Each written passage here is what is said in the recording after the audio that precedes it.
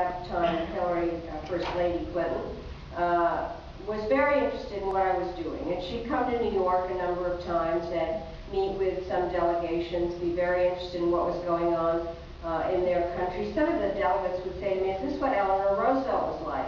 I said, "Well, you know, I've read about Eleanor Roosevelt, and I actually but I know what Hillary Clinton was like." And she got truly interested in it, and what we did, we went together to the Beijing Women's Conference.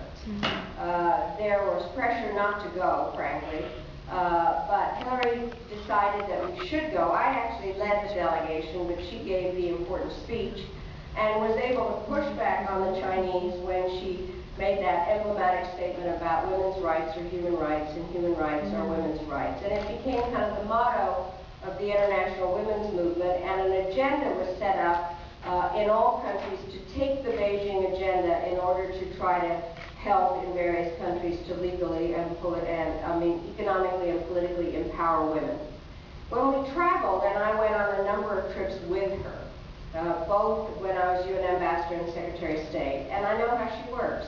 First of all, the National Security Council staff is really the President's foreign policy staff. So they would give initial briefings to Hillary Clinton, and then she would call up my office and say, "I need to know more, can you send somebody over?" So there was a lot of preparation for going on a trip, of really trying to sort out what the issues were, what were the deliverables, what could she do, what should she say to the leaders, how should she deal with a variety of problems there. So she was always very prepared. I saw her deal with leaders of countries, deliver some pretty tough messages, then go out into the countryside or go to an AIDS clinic, orphanages, deal with women's groups. Now, there have been kind of some deprecatory statements made about why was that experience.